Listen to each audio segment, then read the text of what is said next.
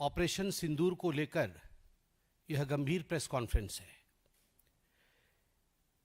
मैं एक positive note से शुरू करना चाहता हूं और यह भी बताना चाहता हूं कि आज के इस प्रेस कॉन्फ्रेंस का मुख्य मुद्दा है, जिस प्रकार चाहे राहुल गांधी हो, चाहे जयराम रमेश हो, चाहे रेवंत रेड्डी हो, इन लोगों ने जिस प्रकार का बयान दिया है, जिस प्रकार से भारत की सेना के मनोबल को गिराने की चेष्टा की है, जिस प्रकार से आम हिंदुस्तानी के मनोबल को गिराने की बार बार चेष्टा की है, उस पे तो मैं आऊंगा ही, मगर यह अनुचित होगा कि मैं पहले नेगेटिव से शुरू करूं। मैं पॉजिटिव से शुरू करूंगा। एक सकारात्मक बात यह है कि आज हम सुबह जब अखबार हमने खोला तो यूएस के एक बहुत बड़े मिलिट्री एक्सपर्ट हैं जिनका नाम जॉन स्पेंसर है। उनका एक बहुत ही गांभीर्य से भरा हुआ, तथ्यों से भरा हुआ आर्टिकल छपा है, जिसका शीर्षक है India won tech war, Pak lost as China's proxy, US expert. और इस आर्टिकल में बहुत मजबूती के साथ अपने विषय को रखते हैं, प्रस्तुत करते हैं। और जॉन स्पेंसर कहते हैं कि किस प्रकार हिंदुस्तान में बने हुए जो टेक्नोलॉजीज थी, चाहे वो आकाश हो, चाहे बाकी टेक्नोलॉजीज हो, उन टेक्नोलॉजीज के माध्यम से किस प्रकार एक निर्णायक जीत भारतवर्ष का, भारतवर्ष की सेना का आतंकवाद के ऊपर हुआ है।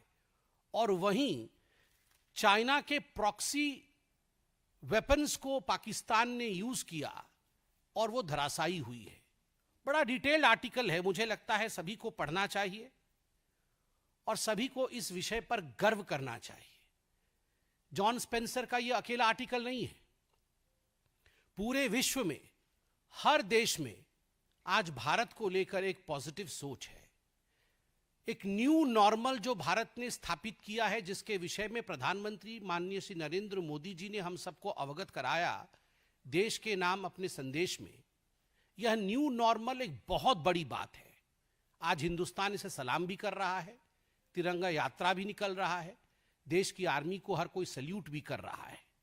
वैसे में मुझे दुख होता है कि कुछ ऐसी पॉलिटिकल पार्टी हैं, खास करके कांग्रेस, जिन्होंने आरंभ में तो कहा कि हम देश के साथ खड़े हैं, हम सरकार के साथ खड़े हैं, मगर कदाचित एक दिन भी ये सरकार के साथ और हिंदुस्तान के साथ, भारत के साथ खड़े नहीं थे। प्रथम दिन से ही, डे वन से, राहुल गांधी, जयराम रमेश और तमाम उनके लोग, रॉबर्ट वाड्रा से शुरू करके तमाम कांग्रेस पार्टी के नेतृत्व ने भारत के सेना, भारत के शौर्य पर सवाल उठाया है। और ये सबूत गैंग खुश नहीं है। भारत ने जो किया है उस पर यह सबूत गैंग खुश नहीं है। कल तो मुझे बड़ा दुख लगा और आश्चर्य भी लगा। आप सोच के देखिए, जयराम रमेश जो कि दाहिने हाथ है गांधी परिवार के, उनका बयान आता है और उनके बयान में कहा जाता है कि यहां आतंकवादी घूम रहे हैं और वहां जो है सांसद घूम रहे हैं। एक ही सांस में आपने आतंकवादियों को सांसदों के साथ समान कर दिया। अरे आप ये तो सोचिए कि जो सांसद घूम रहे हैं, जो सांसद बाहर डेलीगेशन में गए हैं, वो घूमने नहीं गए, वो भारत के पक्ष को मजबूती से विश्व के दरबार में रखने गए। और उसमें आपके भी सांसद हैं, नाम हर कोई जानता है, आपके भी सांसद हैं जो अच्छे तरीके से देश के विषय को विश्व के पटल पे रख रहे हैं। और राहुल गांधी और उनके लोग कह रहे हैं कि आतंकवादी घूम रहे हैं और सांसद घूम रहे हैं। वो दिन भी था जब आतंकवादियों को पीएमओ बुलाया जाता था। तत्कालीन प्रधानमंत्री सोनिया जी के कहने पर आतंकवादियों को अपने घर, अपने निवास और अपने ऑफिस पे बुलाते थे। उनका सत्कार होता था, उन्हें तोहफा दिया जाता था। वह दिन भी हमें याद करना चाहिए जब सोनिया जी रोती थी, आतंकवादियों के मृत शरीर को देख, मृत देह को देखकर वो रोती थी। उनको कंट्रोल नहीं होता था कि क्यों ये आतंकवादी बाटला हाउस एनकाउंटर में मारा गया। वह दिन भी थे जब 26/11 के बाद राहुल गांधी पार्टी करते थे, बड़ी बड़ी पार्टियां मनाते थे। वो लोग आज कह रहे हैं कि आतंकवादी घूम रहे हैं और सांसद घूम रहे हैं। और मुझे तो दुख होता है कि राहुल गांधी, रेवंत रेड्डी और रमेश जी सभी पूछ रहे हैं बताओ कितने जहाज गिर गए हिंदुस्तान के। ये डे वन से पूछ रहे हैं बताओ कितने जहाज गिर गए हिंदुस्तान के। ये कोई सवाल है? आपको समझ नहीं है? भारतवर्ष ने, भारत की सेना ने 9 आतंकवादी अड्डों को ध्वस्त किया। सैटेलाइट इमेज दिखाया गया। बकायदा डीजीएमओ ने जब प्रेस कॉन्फ्रेंस किया तो तथ्य रखे गए, इमेजेस दिखाए गए। देन एंड नाउ, पहले कैसे था ये मरकज, अब क्या हुआ है, ये सारी तस्वीरें दिखाई गई। जब 11 एयरबेस ध्वस्त किए गए पाकिस्तान के, तो तमाम एयर बेसेस की एक एक तस्वीर, कहां पर क्या, कहां डोम गिरा, कहां पर उनके हवाई जहाज उड़ गए, कहां पर रीफ्यूएलिंग सेंटर उनका ध्वस्त हुआ, कहां उनकी हवाई पट्टी ध्वस्त हुई, वो सारी तस्वीरें आपके सामने रखा गया बकायदा एक सबूत के रूप में। अगर जहाज गिरता है तो उसका रैकेज होता है, मलबा होता है। अगर जहाज गिरती है तो उसका सैटेलाइट इमेज होता है। अगर जहाज गिरता है तो अंतर्राष्ट्रीय जगत में हलचल होती है और अंतर्राष्ट्रीय जगत के एक्सपर्ट्स भी इस पर कमेंट करते हैं, टिप्पणी करते हैं, सबूत प्रस्तुत करते हैं। मगर ऐसा नहीं हुआ। उल्टा मैं तो पीएम शहबाज शरीफ, पाकिस्तान के पीएम हैं, उन्होंने क्या कहा है मैं पढ़ देता हूं। वो कहते हैं, कोट, हमने 9 और 10 मई की रात को भारतीय सेना को जवाब देने के लिए हमला करने का फैसला लिया, लेकिन उससे पहले कि भारत के ब्रह्मोस मिसाइलों से पाकिस्तान सैन्य ठिकानों पर हमला कर दिया। हमने 9-10 मई की रात को भारतीय सेना के जवाब के लिए हमला करने का फैसला लिया था, लेकिन उससे पहले ही भारत के ब्रह्मोस मिसाइलों ने पाकिस्तान के सैन्य ठिकानों पर हमला कर दिया। इससे पहले नूर खान एयरबेस के विषय में भी पीएम शहबाज शरीफ ने कहा था कि उसे भी ध्वस्त कर दिया गया था। अरे राहुल गांधी, आप हमसे क्या रिपोर्ट कार्ड मांग रहे हैं, हमसे क्या सबूत मांग रहे हैं?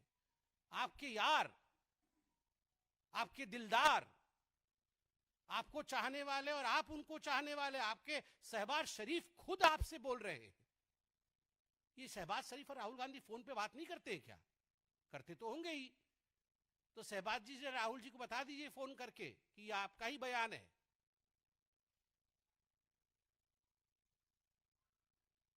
राहुल पूछो, और देखिए ये सिंक्रोनाइज्ड है, ये कोई कोइंसिडेंस नहीं है। आप याद करिए, डे वन से पहले तो इनके बड़े नेता आके कह रहे थे कि हमें युद्ध की आवश्यकता नहीं है, पाकिस्तान की बात मान लेनी चाहिए और पाकिस्तान को छोड़ देना चाहिए। और फिर दूसरी तरफ कह रहे थे कि हम भारत के साथ है, भारत की सरकार के साथ है। दूसरा, आप याद करिए, इंडस वैली जो ट्रीटी थी पानी की, इंडस वाटर ट्रीटी, उसको जब कैंसिल किया गया, कांग्रेस के बड़े नेता कह रहे थे कि यह तो ह्यूमैनिटेरियन विषय है, मानविकता के आधार पर इस प्रकार से पाकिस्तान का पानी बंद नहीं करना चाहिए, यह उचित कदम नहीं है।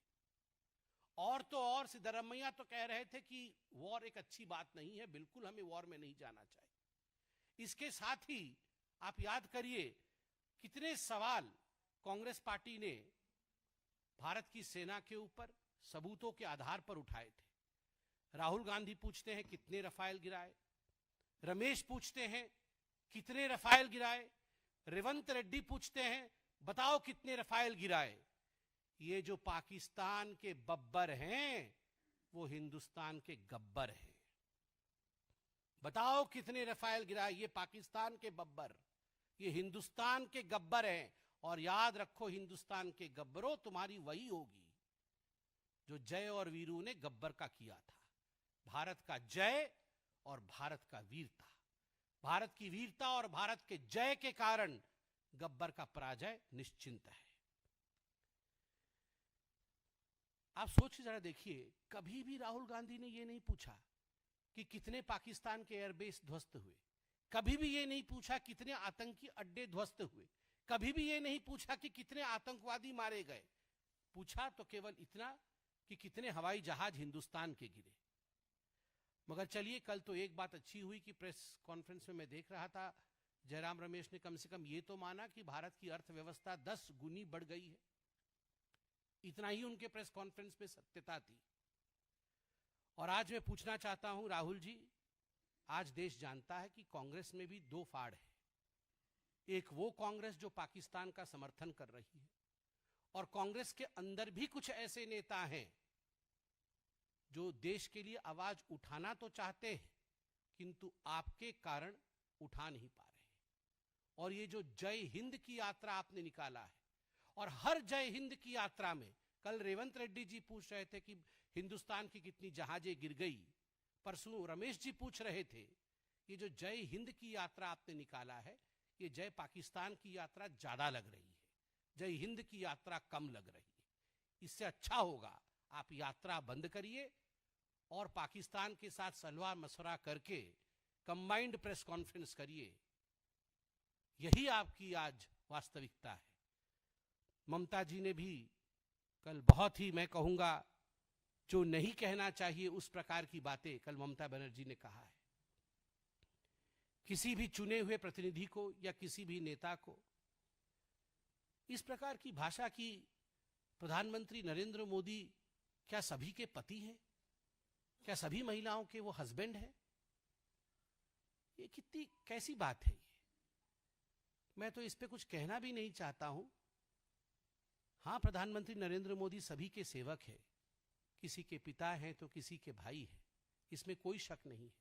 मगर इसमें भी कोई शक नहीं है ममता जी कि जितने भी घुसपैठिए हैं और जितने भी बांग्लादेशी हैं जो भारत में घुसपैठी के रूप में अंदर आए हैं, जितने भी रोहिंग्यान हैं जो आज हिंदुस्तान में शरणार्थी नाम पे घुसपैठिए बन के बैठे हुए हैं, उन सब को अगर शरण देने का काम किसी ने किया है, उन सब की कोई चहेती है, तो वो ममता बनर्जी जी आप ही हैं।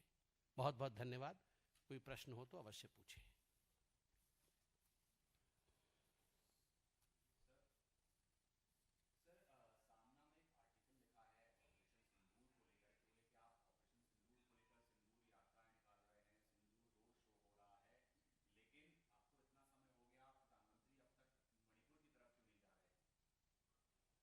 देखिए, मुझे तो लगता है कि ये सामना के आर्टिकल को हम सबके माननीय बाला साहेब ठाकरे जी जब स्वर्ग में देखते होंगे तो सोचते होंगे कि किनको मैं पीछे छोड़ के आया। तो आप सभी जानते हैं संजय राउत और सामना आजकल उसका वजूद क्या है और वो किसके लिए लिखती है, तो उस पर कमेंट करना भी मुझे लगता है उचित नहीं है।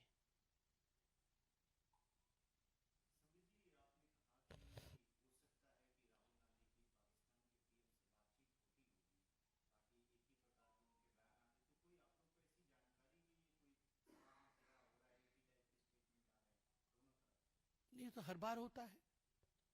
नहीं, आप देखिए, ये केवल कोइंसिडेंस नहीं हो सकता है। जब पूरे विश्व में एक स्वर में भारत के डिफेंस सिस्टम, भारत के जिस प्रकार का शौर्य भारत की सेना ने आतंकवादी अड्डों को ध्वस्त करने में दिखाया है, उसकी सराहना हो रही है, उसकी चर्चा हो रही है, सकारात्मक चर्चा हो रही है। उस समय हमारे देश में ही, आप बताइए मुझे, किसी और देश में यह चर्चा चल रही है क्या कि भारत के कितने जहाज गिर गए? बताइए, भारत के जहाज गिरे या नहीं? ये केवल हमारी ही ऑपोजिशन पार्टी और मुख्य ऑपोजिशन पार्टी कांग्रेस बार बार वही सवाल जो पाकिस्तान कभी कभी पूछती है, पाकिस्तान भी इतना नहीं पूछती है जितना ये पूछते हैं। ये क्यों पूछती है? और आप याद करिए, जब प्रेस कॉन्फ्रेंस, जब ये पूरा चल रहा था ऑपरेशन सिंदूर, अभी भी ऑन है वैसे, मगर ऑपरेशन सिंदूर जब चरम पर था, तो डीजीएमओ पाकिस्तान के जब प्रेस कॉन्फ्रेंस करते थे तो पीछे जो तस्वीरें चलती थी और बयान चलता था, वो किसका चलता था? वो तो राहुल गांधी जी का चलता था पीछे, कि देखिए जी हमारे हीरो राहुल जी क्या बोल रहे हैं, राहुल कितने अच्छे हैं। फिर बीच में मल्लिकार्जुन खड़गे भी आते थे, थोड़ा उनका बयान भी चलता था। और हर जगह जितनी भी मीडिया हाउसेस थी, उनमें राहुल जी हीरो बने हुए थे पाकिस्तान में। तो हम क्यों ना सोचे कि ये सब मिले हुए हैं। और कल आप देखिए, कल ही जयराम रमेश जी ने जो अपना वक्तव्य रखा है, उसमें उन्होंने कहा है कि भारतवर्ष में मोदी जी को ये जो चाइना और पाकिस्तान का प्रॉक्सी खेल हो रहा है, उसके विषय में कमेंट करना चाहिए। और आज ही जॉन स्पेंसर ने लिखा है कि ये जो चाइनीज प्रॉक्सी वेपन थे, उनको भारतवर्ष ने किस प्रकार से ध्वस्त किया, उसका विवरण आज के अखबारों में है। पढ़िए ना एक्सपर्ट्स ने क्या लिखा है। एमओयू जाके साइन करते हैं चाइना में, सवाल हमसे पूछते हैं।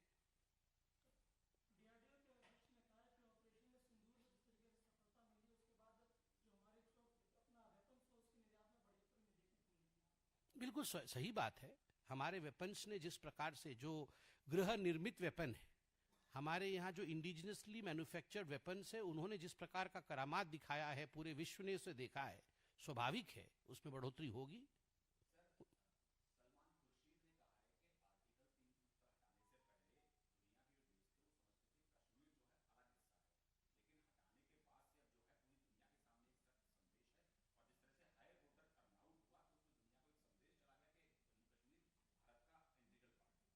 सलमान खुर्शीद जी ने जो कहा है कि अनुच्छेद 370 हटाने के पश्चात एक सख्त संदेश पूरे विश्व को गया, और पहली बार ऐसा विश्व को लगा और भारत को भी लगा, भारतीयों को भी लगा कि जम्मू कश्मीर भारत का अभिन्न अंग है। ये स्वागत योग्य है और यही सच्चाई है। और मुझे लगता है तुरंत इसको ईमेल के माध्यम से सलमान खुर्शीद के इस वक्तव्य को राहुल गांधी जी तक पहुंचाना चाहिए। बहुत बहुत धन्यवाद।